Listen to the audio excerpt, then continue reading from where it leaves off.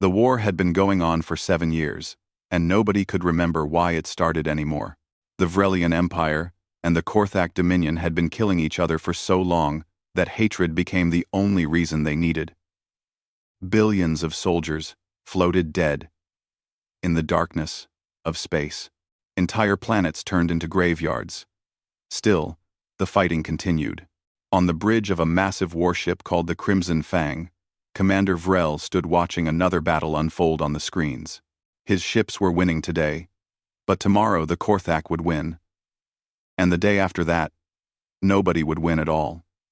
It was always like this. He was tired of it, but he would never say that out loud. Showing weakness meant death in the Vrelian military. Across the war zone, Warlord Krath of the Korthak Dominion felt the same exhaustion, though he would sooner bite off his own arm than admit it. His claws tapped against his command throne as he watched his fleet engage the enemy. More ships destroyed. More warriors dead. More resources wasted. The Dominion was bleeding itself dry, but pride would not allow them to stop.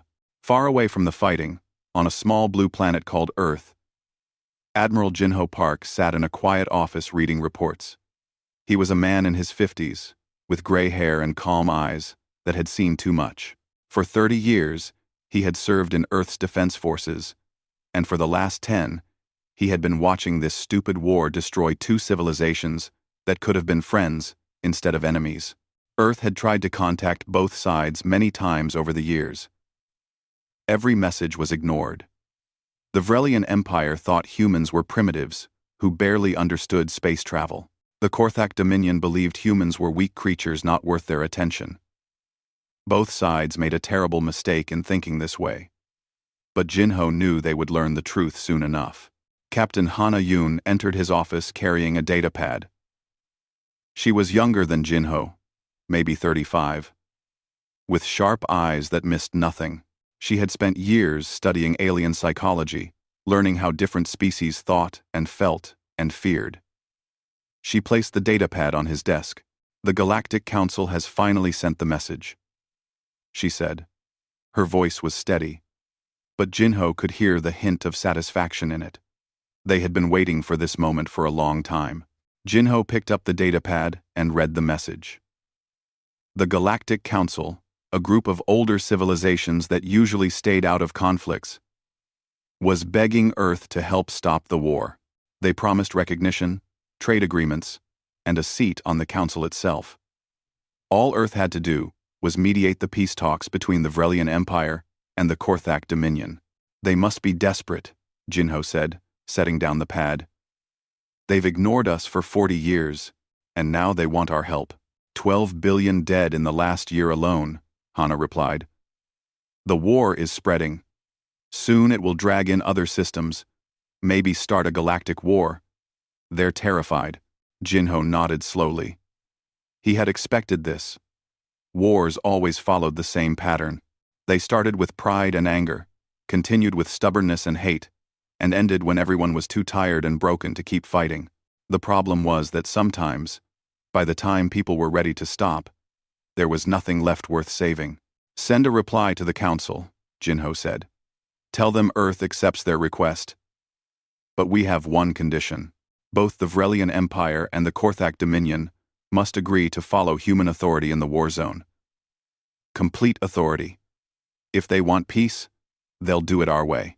Hana raised an eyebrow. "They won't like that condition. Both sides are proud.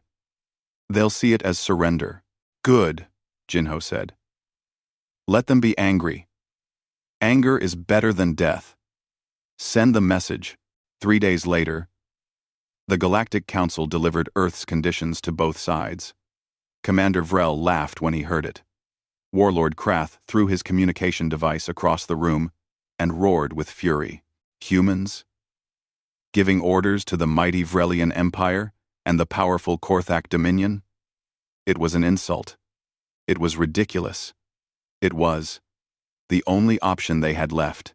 The Council made it clear. Accept human mediation or receive no more support, no more weapons shipments, no more medical supplies, no more diplomatic protection. Both sides would stand alone, and both sides knew they couldn't afford that. So they agreed, but only because they planned to teach these arrogant humans a lesson once the war was over. On Earth, preparations began immediately. Fleet Admiral Minji Lee, the highest-ranking military officer in the human forces, assembled the expeditionary fleet. 872 warships would make the journey to the war zone. It was the largest fleet Earth had ever sent into deep space, and it would take 14 days to reach its destination. Admiral Jinho Park walked through the hangar bay of his flagship, the UES Indomitable. The ship was massive, large enough to carry 10,000 crew members and bristling with technology that no alien civilization had ever seen before. Around him, officers and enlisted personnel prepared for departure. There was no excitement in their faces, only calm determination. They all knew what they were going to do, and they had trained for it their entire careers. Commander Taeyang Shin approached Jinho. He was the weapons officer, a man with dark eyes and scars on his hands from Earth's old wars. Before humanity united under a single government, there had been terrible conflicts. Taeyang had fought in those wars and learned lessons that no academy could teach. All weapons systems are ready, Taeyang reported, though I doubt we'll need most of them. Let's hope not, Jinho replied. This mission isn't about fighting. It's about stopping a fight that should have ended years ago. Specialist Yuna Choi was already on the bridge checking communication systems. She was the youngest officer in the senior crew, barely 28. But she spoke 17 alien languages and understood a dozen more. She would be essential in the days ahead. The fleet departed Earth on schedule. 872 human warships entered faster than light travel, leaving behind the small blue planet that had been ignored and dismissed by the galaxy for so long. In the war zone, both the Vrelian Empire and the Korthak Dominion detected the human fleet's departure and laughed. 14 days, Commander Vrel told his officers. In 14 days, we'll show these humans what real military power looks like. After we're done with them, we'll display their ships as trophies. Warlord Krath had similar thoughts. Let the humans come, he growled to his warriors. We'll crush them quickly and then get back to our real enemy. The Vrelians will learn that interrupting our war was the last mistake those primitives ever made. Neither of them understood the truth yet. Neither of them realized that humanity hadn't been ignored for 40 years because they were weak or primitive. Earth had been left alone because the few alien civilizations that knew the truth about humans were smart enough to be terrified. And now, the rest of the galaxy was about to learn why. The human fleet had been traveling for 9 days when the strange reports started coming in. Commander Vrel was reviewing casualty reports from the morning's skirmish when his communication officer rushed into his command chamber. The young Vrelian looked frightened, which was unusual. Vrelian soldiers were trained to hide fear. Commander, we have a problem, the officer said. 3 of our patrol ships detected an unknown vessel at the edge of Sector 7. When they moved to intercept, it vanished. Vrel frowned. Vanished? You mean it jumped to faster than light speed? No, sir, it just vanished. One moment it was there on our sensors. The next moment, it was gone. No energy signature, no jump trace. Nothing. Like it was never there at all. Run diagnostics on those ship sensors, Vrel ordered. They're probably malfunctioning, but the sensors weren't malfunctioning. Over the next 2 days, similar reports came from both Vrelian and Korthak ships across the entire war zone. Small craft, barely larger than fighters, appeared at the edges of battles. They didn't attack. They didn't communicate. They just watched. When ships moved to investigate, the craft disappeared without a trace. Lieutenant Sora Nam piloted her reconnaissance ship through the debris field of a recent battle. She was one of 50 human pilots conducting surveillance operations ahead of the main fleet. Her ship was small, fast, and equipped with technology that made it almost invisible to alien sensors. Almost, but not completely. Sometimes, she let them see her, just for a moment. Just to make them wonder. Target acquired, Sora said into her comm. Korthak Command Carrier, Sector 12. Scanning now. Her ship's computers absorbed everything. Ship classifications, weapon types, crew numbers, communication frequencies, tactical formations. Every detail was recorded and sent back to the main fleet. The Korthak carrier's sensors picked up a brief anomaly, but by the time they identified its location, Sora was already gone. On the Indomitable, Captain Hana Yoon reviewed the intelligence reports. Dr. Hyun Kang, the xenopsychology specialist, stood beside her. He was a thin man with glasses and a mind that understood how aliens thought better than most aliens understood themselves. We have complete tactical information on both fleets, Hana said. Ship positions, command structures, supply lines. Everything. But that's not the interesting part. What's the interesting part? Hyun asked, though he suspected he already knew the answer. Both sides are starting to panic. They can't figure out how our scouts keep appearing and disappearing.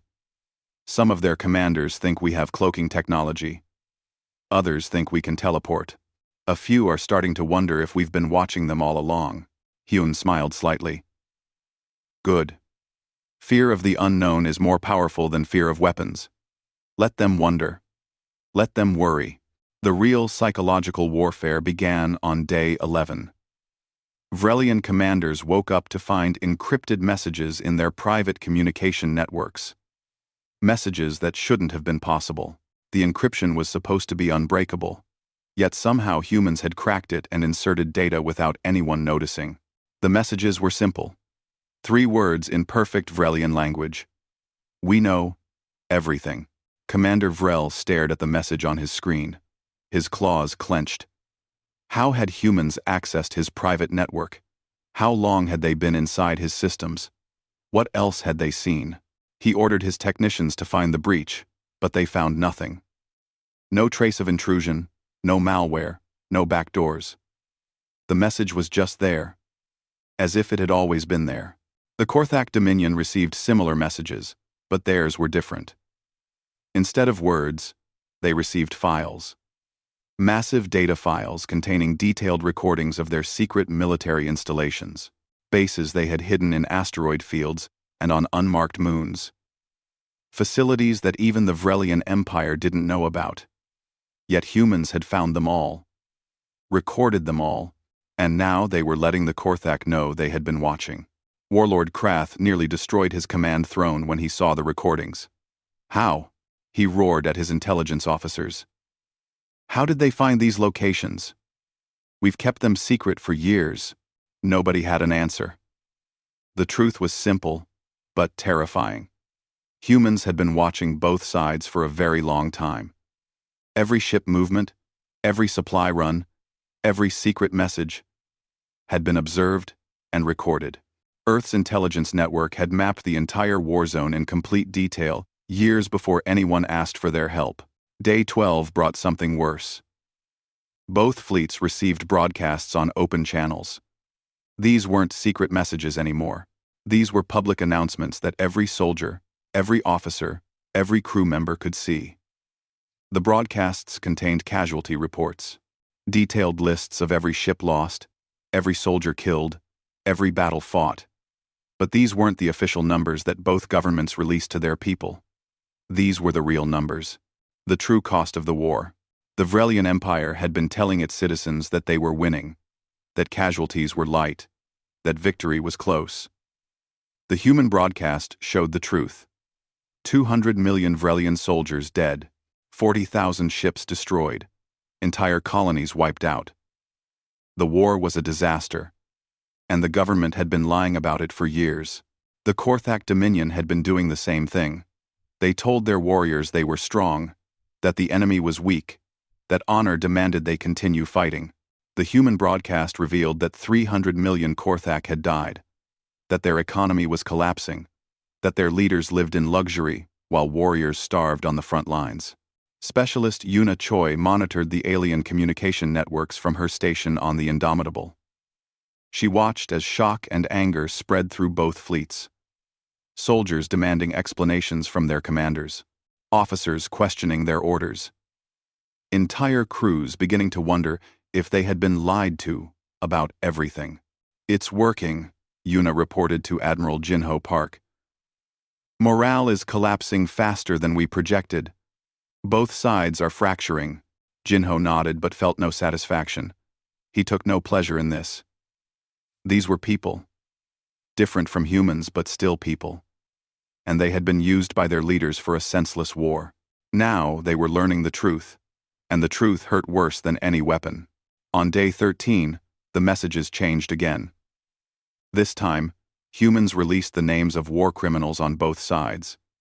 Officers who had ordered the destruction of civilian targets. Commanders who had executed prisoners. Leaders who had committed atrocities and covered them up. The evidence was complete, undeniable, and devastating. Commander Vrel found his own name on the list.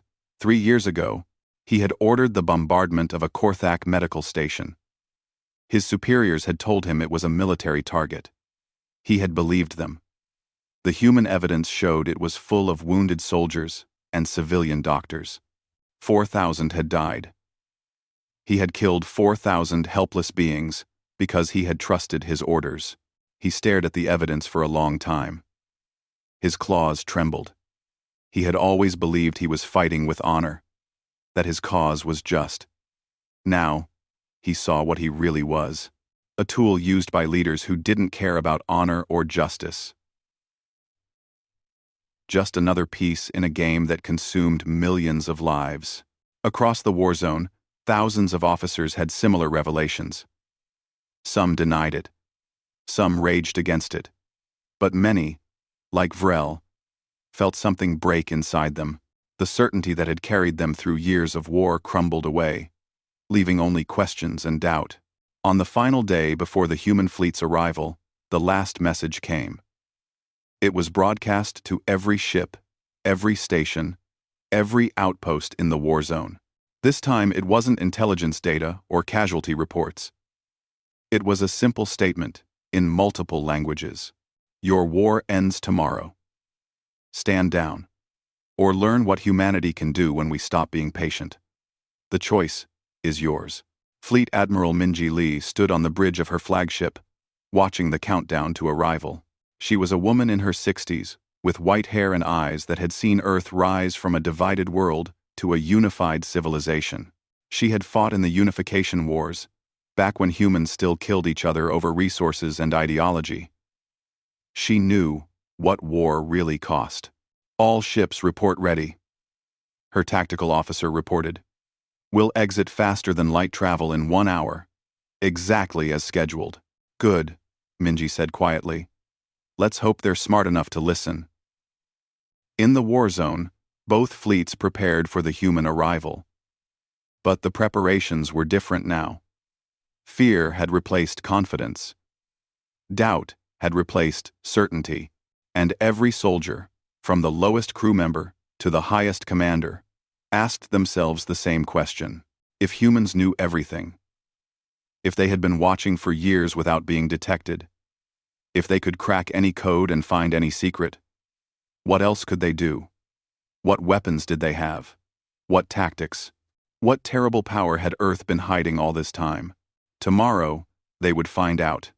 And part of them, the part that still wanted to live, hoped they would never have to see humanity's true strength. The space between the two warring fleets was called the neutral buffer zone, though nothing about it was neutral or safe. It was where the worst battles happened, where ships went to die, where the debris of 1,000 destroyed vessels floated in the darkness.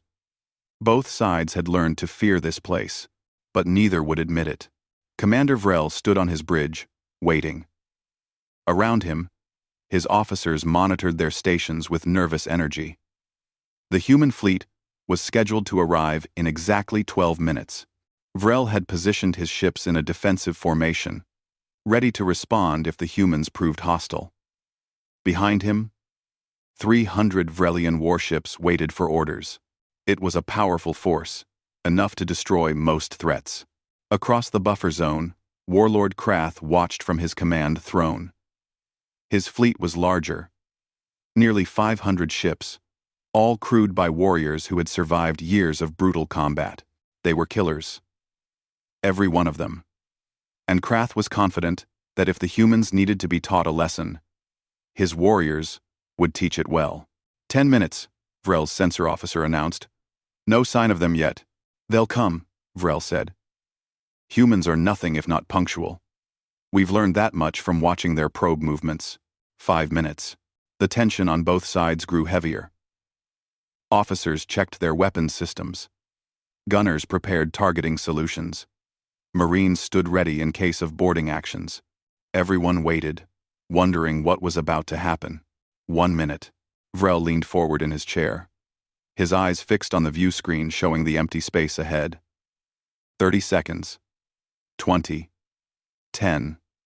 5. Nothing happened. Then everything happened at once. Space twisted. Reality seemed to fold in on itself. And suddenly, where there had been nothing, there were now 872 human warships arranged in a perfect, geometric formation. They appeared simultaneously, not in groups or waves, but all together in the same instant. The precision was impossible. The coordination was beyond anything either alien race had ever seen. By the ancestors, Vrel's tactical officer whispered. They're huge. He was right.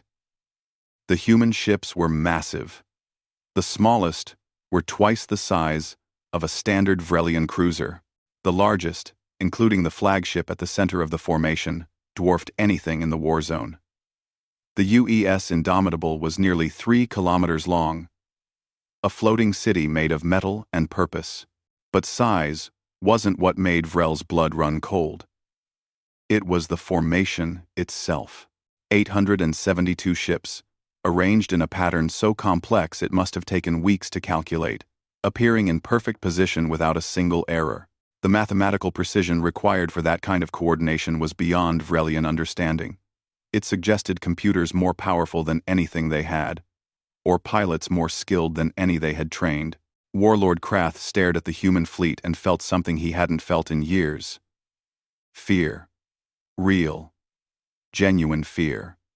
Not because the ships looked dangerous, though they certainly did, but because the arrival itself demonstrated a level of technological superiority that made his weapons feel like primitive tools. Power up weapons, Krath ordered. Target their flagship. If they want to intimidate us with size, we'll show them that size means nothing against superior firepower. His weapons officer hesitated. My lord, they haven't powered their weapons. Our sensors show no active targeting systems, no charged weapons, nothing. They're just sitting there. Then they're fools, Krath growled. But before his officer could comply, every screen in every ship on both sides of the war zone displayed the same message. The signal was so strong, it overrode their security protocols and forced itself onto their displays. The message was simple, delivered in a calm voice that somehow carried more authority than any shouted threat. This is Admiral Jinho Park of the United Earthship Indomitable. To all forces in this region, this war is over. Stand down immediately. Power down your weapons, and prepare to receive diplomatic envoys. You have 1 hour to comply. Silence filled both fleets. Then Commander Vrel laughed. It wasn't a happy laugh, but the bitter sound of a man who had endured too much and was tired of being patient. 1 hour? They give us an ultimatum? 300 of my ships against 800 of theirs? Yes, but we're not defenseless. Send a response. Tell them we don't take orders from outsiders. His communication officer sent the message. On the Indomitable, Captain Hana Yun read the Vrelian response and sighed. Admiral Jinho Park stood beside her, his face expressionless. They're not listening, Hana said. Neither side is. Korthak just sent a similar response. They think we're bluffing. Then we'll have to show them we're not, Jinho replied. But carefully. I don't want casualties, if we can avoid them. Contact Commander Taeyang. Tell him to proceed with Demonstration 1. Taeyang Shin received the order and nodded to his technical crew. Execute, he said simply. In the Vrelian fleet, Commander Vrel was about to order his ships to adopt a more aggressive posture when every light on his bridge went out. The main view screen died. His command console went dark. Around him, officers shouted in confusion as their stations lost power. Emergency lights flickered on, providing dim illumination. But nothing else worked. Report, Vrel demanded. Everything is offline, sir. Main power, backup power, weapons, shields, engines. Even our communication systems are dead. Life support is running on emergency batteries only. All ships or just us? The officer checked his emergency console, one of the few systems still functioning. All ships, sir. Every single one of our 300 vessels just lost power simultaneously. Across the fleet, panic spread. Ships drifted helpless in space. Officers tried desperately to restart their systems. Engineers checked every connection, every circuit, every power conduit. Nothing was physically damaged. Everything should have worked. But nothing did. 5 minutes passed. 10. 15. The human fleet didn't move, didn't approach, didn't do anything. They just waited in their perfect formation, watching. After exactly 20 minutes, power returned. Every Vrelian ship came back online at the same instant, just as they had all shut down together. Systems rebooted. Lights returned. Officers stared at their consoles in confusion and fear. Nothing was damaged. No explanation existed for what had just happened. They did this, Vrel said quietly. Somehow, the humans shut down our entire fleet without firing a shot. The implications were terrifying. If humans could turn off their ships from a distance, they could do it during battle. Every tactical advantage the Vrelians thought they had was meaningless if the enemy could simply switch off their weapons whenever they wanted. Warlord Krath witnessed the Vrelian fleet go dark and felt satisfaction.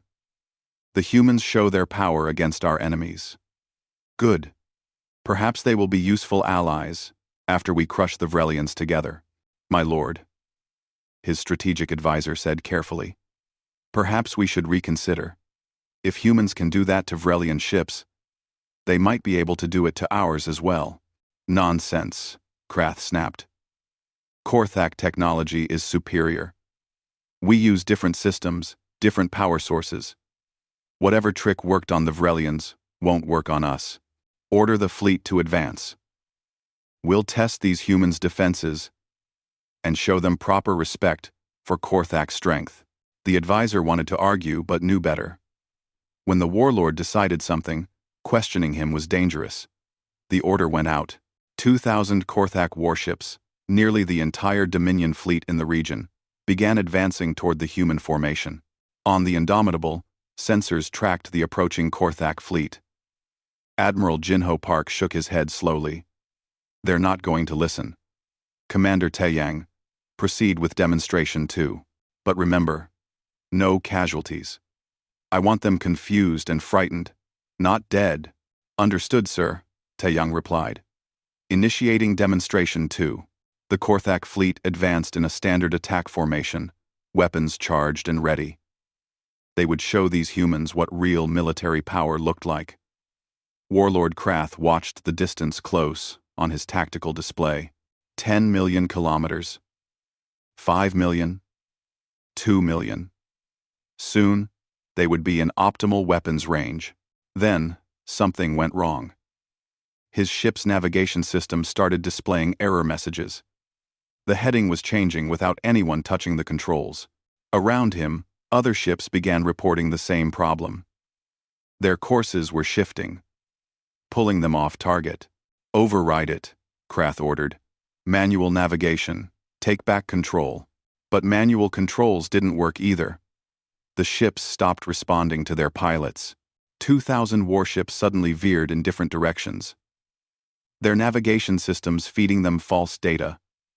Their automated collision avoidance systems trying desperately to prevent them from crashing into each other. Chaos erupted across the Korthak fleet. Ships nearly collided. Some fired their weapons reflexively, hitting friendly vessels by accident. Others spun out of control as their stabilization systems fought against corrupted navigation data. It was a disaster. A complete breakdown of fleet cohesion. And it happened in seconds. Warlord Krath gripped his command throne as his flagship spun. The artificial gravity compensated, but he could feel the ship rotating. On the view screen, he saw other Korthak vessels tumbling through space, completely out of control. His mighty fleet had been reduced to helpless chaos, without a single human weapon being fired. The confusion lasted an hour. Then, just as suddenly as it began, it stopped. Navigation systems corrected themselves. Control returned. 2,000 ships found themselves scattered across a massive area of space, disorganized and vulnerable. 17 ships had suffered damage from friendly fire or near collisions. None had been destroyed, but the psychological damage was complete. Admiral Jinho Park's voice broadcast again to both fleets. This time, nobody laughed. This time, everyone listened. We have now demonstrated that we can shut down your ships and control your navigation systems at will. We did this without causing casualties, because we don't want to fight you. We came here to end a war, not start a new one. But make no mistake, what you just experienced was us being gentle. If you force us to truly defend ourselves, you will see capabilities that will make what just happened seem like kindness. The question you need to ask yourselves is simple. Do you really want to find out what else we can do? Or would you prefer to sit down and talk about peace? The two fleets retreated. Not together, and not in an organized way, but they retreated all the same. Commander Vrel pulled his ships back to a safer distance, and Warlord Krath did the same. Both leaders needed time to think, to understand what had just happened, and to figure out what to do next. But retreat didn't bring peace. It brought questions. And questions, when left unanswered in the minds of frightened soldiers, grew into something more dangerous than any weapon. In the crew quarters of the Vrelian warship Crimson Fang, junior officers gathered in small groups, speaking in whispers. They weren't supposed to question their commanders, but after what they had just experienced, staying silent felt impossible. They shut down our entire fleet, one young officer said. 300 ships, all at once. How is that even possible? Advanced technology, another suggested. Some kind of electromagnetic pulse weapon, maybe. No, a third officer said. She was older, a veteran of countless battles. An EMP would leave traces. Our engineers would detect it. This was different. It was like our ships just decided to stop working. Like something reached inside our systems and turned everything off. The conversation spread through the Vrelian fleet like a virus. In mess halls, on bridges, in engineering bays, soldiers talked about what happened, and the more they talked, the more they realized something terrifying. If humans could shut down their ships, why hadn't they destroyed them? Why show mercy to an enemy? The only logical answer was that humans didn't see them as a threat. The Vrelian Empire, with all its military might, was nothing more than an annoyance to Earth. The Korthak Dominion dealt with similar conversations, though their warriors expressed it differently. In their culture, strength was everything. And what they had just experienced was a demonstration of overwhelming strength. Some warriors felt anger at being made to look weak. Others felt respect for an enemy who could defeat them without violence. But all of them felt fear. Warlord Krath paced in his private chambers, his claws scraping against the metal floor. His advisors stood nearby, waiting for him to speak. Finally, he turned to them, his eyes burning with barely controlled rage. "Tell me how they did it," he demanded. "Tell me how these humans took control of my ships." The chief technical advisor stepped forward carefully. "My lord, we've analyzed the incident thoroughly. The humans never transmitted any signal we could detect.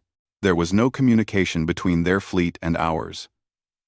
Yet somehow, they accessed our navigation computers and fed them false data. The sophistication required to do this is beyond our understanding. Beyond our understanding? Krath roared. We are the Korthak Dominion. We have conquered 12 star systems. We are not inferior to anyone. The advisor said nothing. What could he say? The evidence was clear. In terms of technology, the Korthak were children compared to humanity. It was a bitter truth, but truth nonetheless.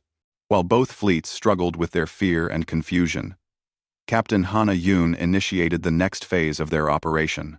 She had spent years studying psychological warfare, and she knew that the demonstrations of power were only the first step. Now came the harder part, making them understand why they were fighting, and showing them it was all pointless. Human ships began broadcasting on every frequency. The transmissions weren't threats this time. They were documentaries, detailed records of how the war started, compiled from intercepted communications and classified documents that both sides thought were secret. The truth was ugly and simple. The war started because of a trade dispute. Nothing more. 7 years ago, a Vrelian merchant ship and a Korthak merchant ship had both claimed rights to a resource-rich asteroid. Neither side wanted to back down. Insults were exchanged, then threats, then shots were fired. Both merchants died, and both governments blamed the other. Pride turned a simple disagreement into a small conflict. Small conflicts grew into larger battles. Larger battles became a war. And once the war started, neither side could stop, because stopping would mean admitting they had been wrong. Specialist Yuna Choi managed the broadcasts, making sure every soldier on both sides could see the truth. She spoke multiple languages fluently, and she used that skill to deliver the message in ways each culture would understand. To the Vrelians, she emphasized honor and how their leaders had sacrificed it for political gain. To the Korthak, she spoke of strength wasted on a meaningless conflict, when real enemies existed elsewhere in the galaxy. The effect was immediate and devastating. Soldiers who had fought for years, who had lost friends and family, learned that they had been dying for nothing. The great cause they believed in, the noble mission they had sacrificed for, was built on lies and pride. Some refused to believe it. They called the broadcasts propaganda, but most knew, deep in their hearts, that it was true. Dr. Hyun Kang monitored the psychological profiles of both fleets. He sat in his office on the Indomitable, reviewing data that streamed in from human intelligence sources. The patterns were clear. Morale was collapsing faster than he had predicted. Both sides were close to breaking. They're starting to turn on each other, Hyun reported to Admiral Jinho Park. Not against their enemies, but against their own leaders. We're seeing small mutinies, refusals to follow orders, and in some cases, officers arresting their own commanders. Jinho nodded slowly. That's what happens when soldiers realize they've been lied to. The trust breaks, and once it's broken, it's almost impossible to repair. How long until complete collapse? Days, maybe hours. Both fleets are fracturing. If we push any harder, we risk complete chaos. Some ships might start fighting each other instead of seeking peace. Then we move to the final phase, Jinho said. Release the evidence about their leaders. Let them see who really profited from this war. The next broadcast was the most damaging of all. Human intelligence had tracked the financial records of high-ranking officials on both sides. The evidence showed massive corruption. Vrelian admirals who owned weapons manufacturing companies and made billions from military contracts. Korthak warlords who controlled supply chains and grew rich, while warriors starved on the front lines. Leaders on both sides who had secret agreements with each other, prolonging the war because peace would end their profits. Commander Vrel watched the broadcast in his private quarters. His name wasn't on the list of corrupt officials, but his superiors' names were there. The admirals he had trusted, the leaders he had followed, had been using him, and millions like him, as tools to make themselves wealthy. He felt something break inside him, not his loyalty to his people, but his faith in the system that governed them. He wasn't alone. Across both fleets, Officers reached similar conclusions. The war wasn't about honor, or territory, or justice. It was about money and power for a small group of leaders who never risked their own lives in battle. Lieutenant Wu Jin, humanity's cyber warfare specialist, watched as the alien communication networks lit up with angry messages. Soldiers demanding explanations. Officers calling for investigations. Entire crews refusing to take orders until their leaders answered for their crimes. It was exactly what they had planned, but seeing it happen still made him feel uncomfortable. Is this right? Wu asked Captain Hanayun. We're destroying their command structures, turning their own people against them. Even if it ends the war. Is it right? Hana considered the question carefully. We're showing them the truth. What they do with that truth is their choice. Would it be better to let them keep fighting and dying for lies? Wu had no answer to that. The breaking point came when a Vrelian battle group arrested its own admiral. The admiral had been ordering attacks on civilian targets, claiming they were military installations. The truth was that he owned reconstruction companies on Vrelian worlds and made money from rebuilding after battles. His own officers, sickened by what they learned, took him into custody and broadcast their actions to the entire fleet. It started a chain reaction. Within hours, corrupt officials on both sides found themselves arrested by their own subordinates. Some tried to resist. Some tried to flee. But there was nowhere to run. The soldiers they had used and betrayed now turned against them with the same efficiency they had once used in battle. Warlord Krath watched his own domain crumble. Warriors he had commanded for years now looked at him with suspicion. His advisors whispered, in corners, he had always ruled through strength, but strength meant nothing when your own people no longer believed in you. He made a decision that would have been unthinkable days earlier. He opened a communication channel to the human fleet. This is Warlord Krath, he said, his voice heavy with defeat. I wish to speak with Admiral Park. In private, Admiral Jinho Park accepted the communication. Krath appeared on his screen, and Jinho saw something in the alien warlord's eyes that he recognized. Exhaustion. The kind that came from carrying too much weight for too long. What do you want? Jinho asked, keeping his voice neutral. You've won, Krath said simply. Not through battle, but through something more effective. You've shown us what we are, what we've become. I don't know if I can ever forgive you for that, but I acknowledge that you were right to do it. We didn't come here to win, Jinho replied. We came here to stop people from dying.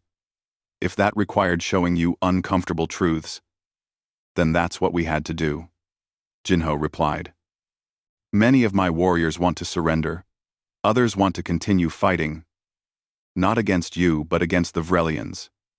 Some want to fight their own leaders. We're falling apart. What happens now? 1. Now, Jinho said. You and Commander Vrel come to my ship. You sit down together, without weapons, without pride, and you talk. Really talk. And you figure out how to stop this war before there's nothing left of either of your civilizations worth saving. Krath was silent for a long moment. Then he nodded. I'll come. But I can't promise anything. My people are broken.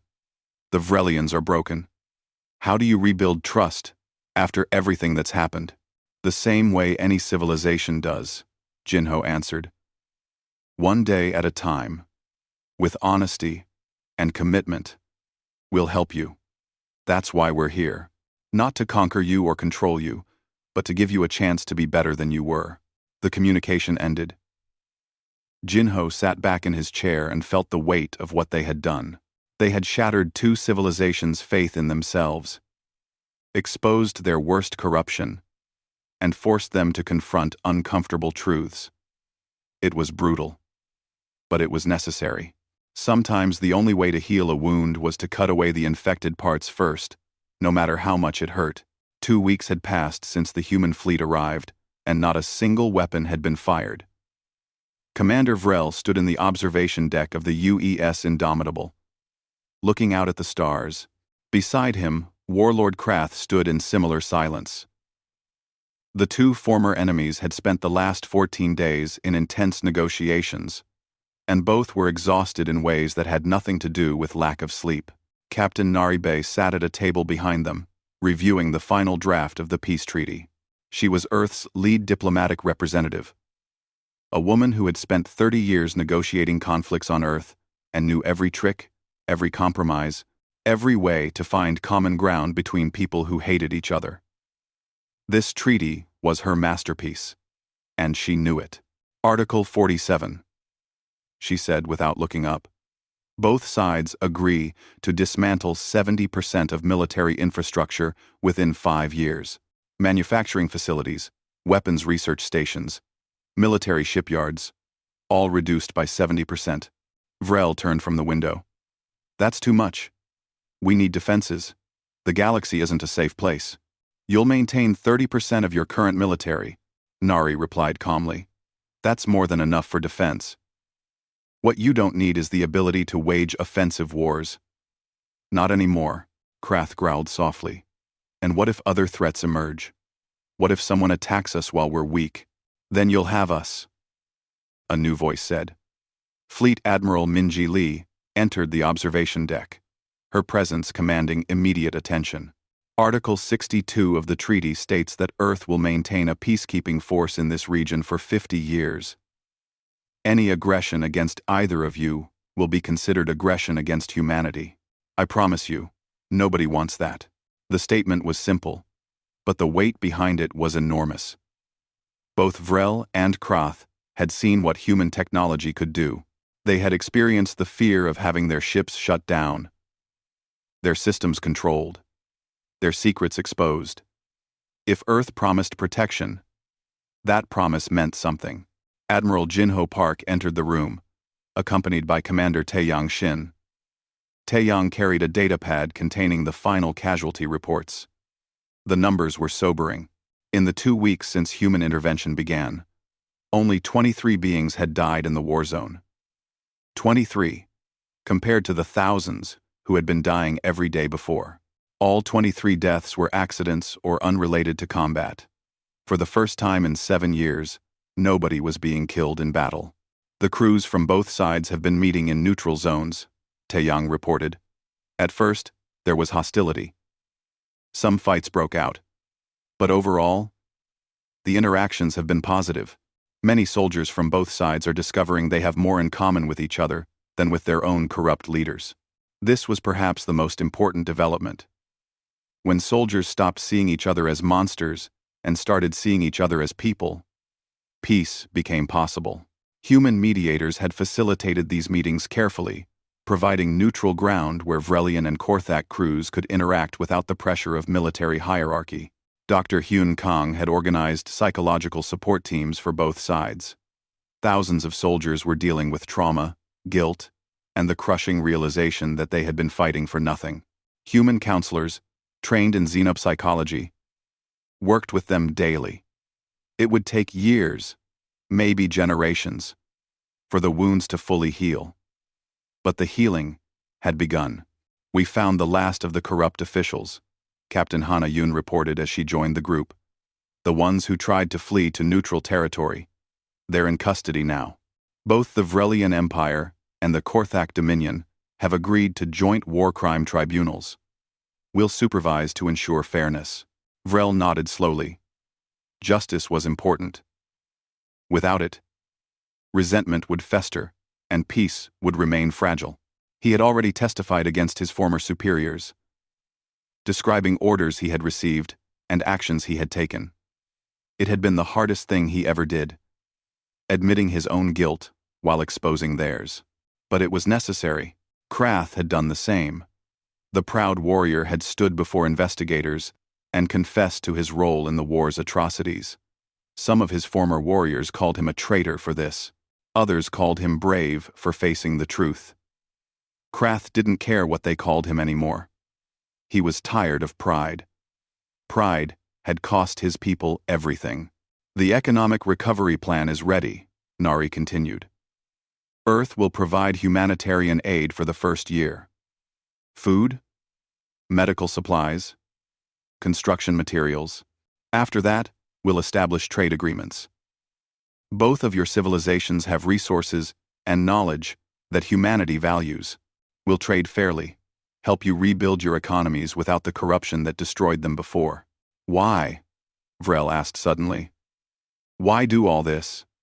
You could have destroyed us both. You could have conquered us and taken whatever you wanted. Why offer help instead? Jinho walked to the window and looked out at the war zone. Debris still floated there, the remains of destroyed ships and dead dreams. Because we've been where you are, he said quietly. Earth wasn't always unified. We had wars too. Terrible wars that nearly destroyed us. We know what it's like to fight each other, to hate each other, to waste lives and resources on conflicts that should never have happened. When we finally found peace, it wasn't because someone conquered us. It was because we chose to be better than we were. We're offering you the same choice. Taeyang Xin spoke for the first time since entering the room. I fought in Earth's unification wars. I killed people who could have been my friends, if we had met under different circumstances. I carry those deaths with me every day. When I see what happened here, I see my own past. And I think, maybe we can keep others from making the same mistakes we made. The room fell silent. Both Vrel and Krath understood what Taeyang was saying. These humans weren't perfect. They weren't some superior species looking down on primitive aliens. They were people who had suffered and learned, and were trying to share those lessons. The treaty is ready for signature, Nari said, breaking the silence. Both your governments have reviewed it. The Galactic Council has approved it. All that remains is your consent. Vrel and Krath exchanged a long look. There was no friendship in that look. Not yet. Too much blood had been spilled. Too many lives lost. But there was something else. Understanding? Maybe. Or, at least the beginning of it. I'll sign, Vrel said. As will I. Krath agreed. The signing ceremony took place 3 days later. Representatives from both governments, from the Galactic Council, and from Earth, gathered in the Indomitable's main conference hall. The room was designed to accommodate multiple species, with adjustable gravity and atmosphere. Human engineers had spent weeks preparing it. Vrel signed first, his claw marking the document with a traditional Vrelian seal. Krath followed, pressing his palm against the datapad in the Korthak manner. Then Minji Li signed as witness and guarantor on behalf of Earth. The Treaty of Terra was now official. The broadcasts went out immediately. Across both civilizations, people watched as their leaders formally ended the war. Some celebrated. Others wept. Many felt nothing at all. Too numb from years of suffering to feel anything anymore. But it was done. The war was over. Human medical ships began their work immediately. They moved through the war zone, offering aid to anyone who needed it. Injured soldiers from both sides found themselves in the same medical bays, treated by human doctors who didn't care which side they had fought for. All that mattered was saving lives. Specialist Yuna Choi worked with communication teams to establish new networks between former enemies. Trade channels opened. Cultural exchanges began. It was small at first, cautious and uncertain, but it was a start. Lieutenant Sora Nam flew one last reconnaissance mission through the war zone. This time, she wasn't looking for military targets. She was documenting the refugee camps, the destroyed colonies, the areas that needed the most help. Her reports would guide reconstruction efforts for years to come. 5 years passed. The neutral buffer zone, once a graveyard of ships and dreams, became a thriving trade hub. Former enemies worked together in joint stations, building new vessels designed for exploration and commerce instead of war.